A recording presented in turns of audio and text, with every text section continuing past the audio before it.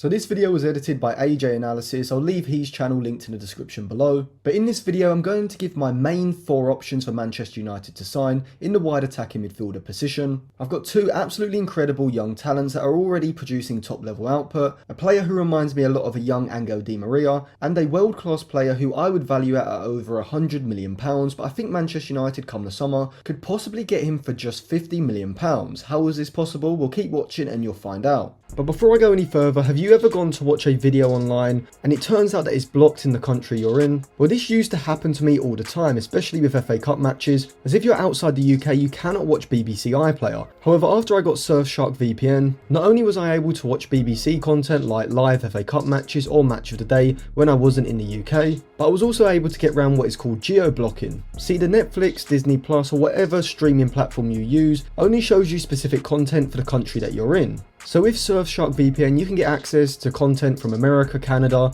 the UK, and it doesn't matter where you are. See, it's so simple and convenient to use, I forget I'm even using it. With one click, you can set your location to anywhere in the world, and not only are you getting extra content, but Surfshark VPN also protects you from having any of your data stolen or mined, and so it's basically like having a lock on your personal details online, keeping your personal information protected from hackers. And Surfshark VPN has given my viewers a massive deal, 83% off and 3 whole months free when you use code Atlantis at checkout. A link will be left in the description below, and anything you do get from Surfshark will be directly helping to support the channel. So up until now, I've suggested a right back, a centre back, a creative central midfielder, and I will be talking about a ball winning midfielder that Manchester United should sign. And of all of those positions, I do think that the wide attacker would be on the bottom of Manchester United's list, as they do have some good young players in those positions, which I will dissect in just a bit. But when you look at the squad depth and the amount of options that teams like Manchester City, Chelsea, Bayern Munich and PSG all have, then I think you have to agree that United do need to be targeting as many positions as possible come this summer. So before we go through all the options, what do Manchester United actually need from a wide attacker should they look to bring one in? Well, despite Rangnick using that narrow 4-2-2 system, I do think that whichever manager comes in after him will likely use wide attackers. If it's a manager like Erik ten Hag, then he'll certainly want at least 2 starting attackers in those wider positions. Even Pochettino, despite often asking his wide players to drift infield into narrower positions, does like to use a wide attacker on occasion. But I do think that United's squad in general does need a better wide player who has the ball carrying ability and pace to either make runs in behind the back line, be able to drive the attack forward with the ball at his feet, and be very good at taking on players in one-on-one situations. So at the moment, Manchester United have Jadon Sancho, Marcus Rashford, Mason Greenwood and Ilanga who can play in those wide positions. They do also have Diallo, but I would like to see him go on loan and be a first team starter for whichever team he joins to help his development. And so this would leave United with 3 real options in those wider positions now that Martial has left on loan for Sevilla, and it does look like he will leave in the summer. But of these options, I think only really Jadon Sancho and Ilanga are natural wingers, with Mason Greenwood being better on the flank when he's allowed to drift infield into goal scoring positions, and the same goes for Marcus Rashford as well. So when looking for a potential addition to either of United's flanks, I'm going to be looking for a player who has pace, dribbling and one-on-one take-on ability, has versatility to play on the right or left flank, obviously is a creative and goal scoring threat, and if I could find a player who could also be used as a wing back, this would give Manchester United's manager extra versatility between systems. So before I get into my main options, I'm first going to look at 2 young players who could be on United's radar. They do need some development, but they could be good signings, and I'm also going to be looking at my dream option who I think is completely unrealistic, but by suggesting him you'll see the type of player that I think United need. So the 2 young players are Anthony from Ajax and Samuel Chukwueze of Villarreal. So Chukwueze is 22 years old, he's 23 in May, and will have just 1 year left on his contract come the summer. Anthony is 21 years old, 22 in February, and his contract runs until 2025. So when it comes to potential cost, I think Chukwueze would cost between 25 and 30 million pounds, with Anthony costing around 35 million pounds, and this is because I think in general Ajax do tend to sell their players at a lower rate to what other clubs around Europe would, and with Chukwueze, he is in demand and he is one of Villarreal's best prospects, so maybe you could get him for between 20 and 25 million, but as you know, United do have that inflation, so as an estimate, I'd say Chukwueze 25 and Anthony 35. Now both of these players are very similar. They are both left-footed who play from the right flank but could also play from the left if needed.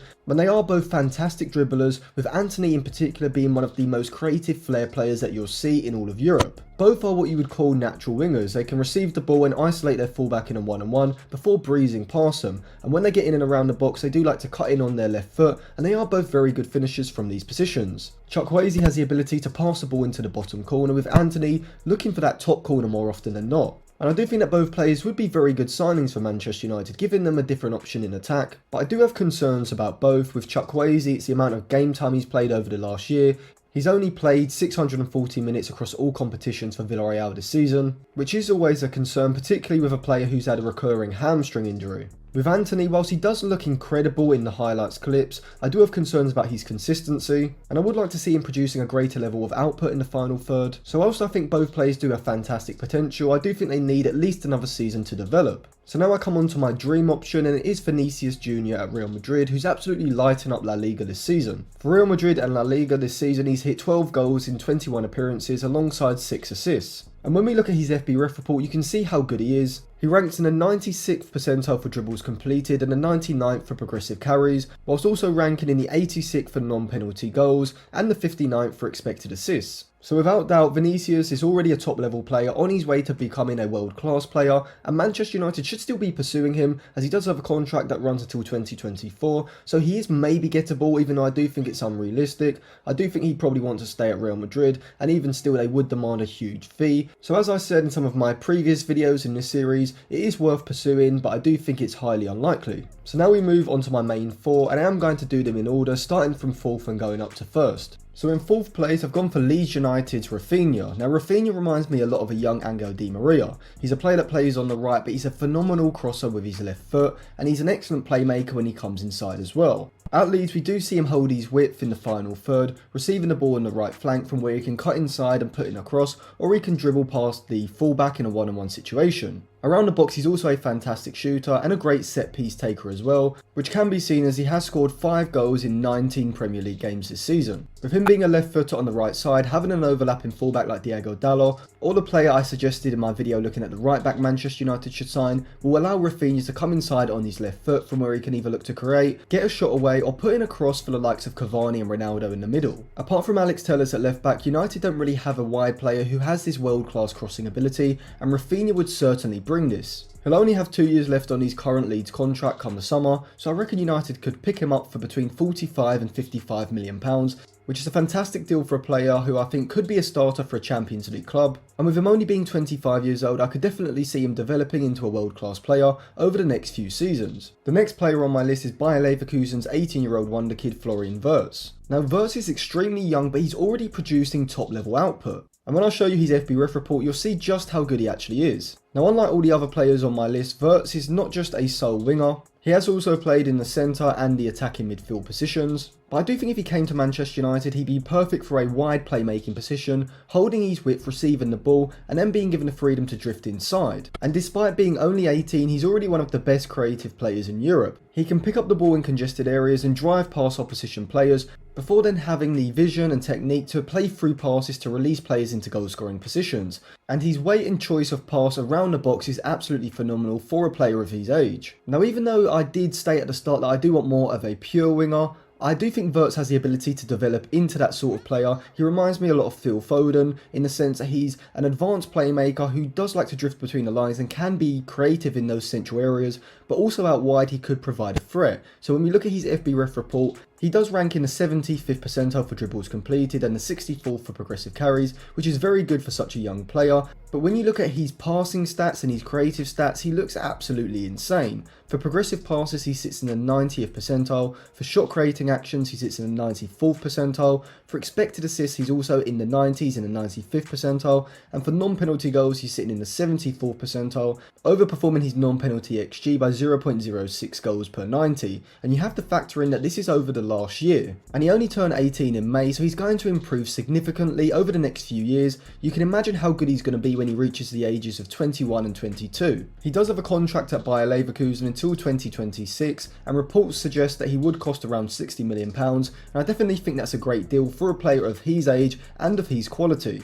Now on to second place, and we have Wirtz, his fellow Bayer Leverkusen teammate Moussa Diaby. Now even though I have put Diaby higher than Wirtz, I think they are pretty much equal and I would take either one of them. Diaby is a slightly different type of wide player to Wirtz. He's much more of a natural winger. He reminds me a lot of Ousmane Dembele at Dortmund, and right now I think Diaby is at the level that we thought Ousmane Dembele would develop into. But unlike most wingers like Adama Traore or Alan Saint-Maximin, Diaby isn't solely reliant on his pace, dribbling and ball carrying ability. In the final third, he's a fantastic creative player, being able to pick out the right player when he gets into a crossing position, getting his head up and finding the right pass, rather than just aimlessly putting the ball into the box. He'd be perfect for a counter-attack, being able to drive the ball forward by himself into the opposition's final third, and when he does get into the box, his ability to find chances for himself and either drill the ball past the keeper or calmly slot the ball past the keeper is what makes him so good. And when we look at his FBref report, we can see how good he is. He sits in the 86th percentile for non-penalty goals, massively overperforming his non-penalty XG by 0.14 per 90, which shows how good a finisher Diaby has been over the past year.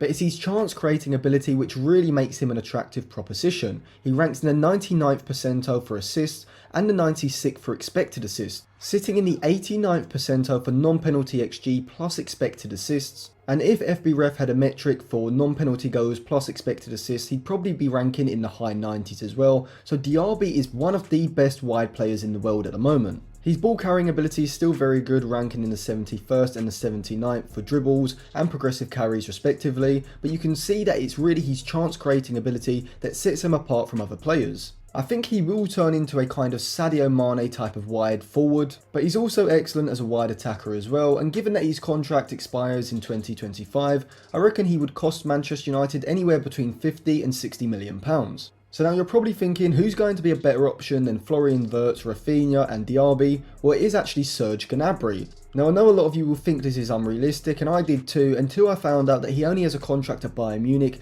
until 2023, and so I do think he may be interested in leaving the Allianz, and if Manchester United move quickly, I think they could snap him up. I reckon he'd cost between 40 and 50 million pounds, but that's definitely worth it considering that Gnabry is definitely a world-class player at this point, and when I show you his amazing FBref report, you'll see why. Gnabry is a wide player who could even play as a wide forward or even as a striker. He's very versatile, but playing as a wide attacker in either a 4-2-3-1 or a 4-3-3, Gnabry is going to give Manchester United that ball carrying ability to drive the attack forward when they look to transition it quickly. He can isolate his fullback in a one-on-one situation. But his best assets are around the box. You saw how he completely destroyed both Chelsea and Tottenham, where he showcased his best ability, which is his interplay in the centre of the field, his off the ball movement in behind the back line, and his finishing ability. I think that at the moment it's probably only Mo Salah and Neymar who are the only wide attackers in the world that are better than him. And when we look at his FBref report now, you'll see he excels in pretty much every area. So over the past 365 days, he ranks in the 99th percentile for non-penalty goals, outperforming his non-penalty XG by a massive 0.31 per 90, which is Erling Haaland, Robert Lewandowski over performance. He also ranks in the 88th percentile for expected assists, the 98th for non-penalty XG plus expected assists, the 94th for shot creating actions, and even his ball progression metrics look absolutely incredible. He ranks in the 84th percentile for progressive carries, the 90th for progressive carries, and the 89th for dribbles completed, as well as ranking in the 85th percentile for tackles and the 90th for interceptions. So pretty much Gnabry is the perfect wide attacker. And given the fact that he's only 26, 27 in July, I think that if he had a longer contract at Bayern Munich, he'd be commanding a fee in excess of £100 million. And therefore, even though Moussa Diaby, Florian Wirtz and Raphinha are all insane options that I would definitely go for if I was Manchester United, I don't think you can pass up an opportunity to go and get Serge Gnabry if he wants to come, and I do think Manchester United could possibly convince him, and they need to do all they can to get a player of his level in the squad. So thank you for watching. If you enjoyed the video, subscribe to the channel, click the bell for notifications, and check out some of my other videos linked in the description.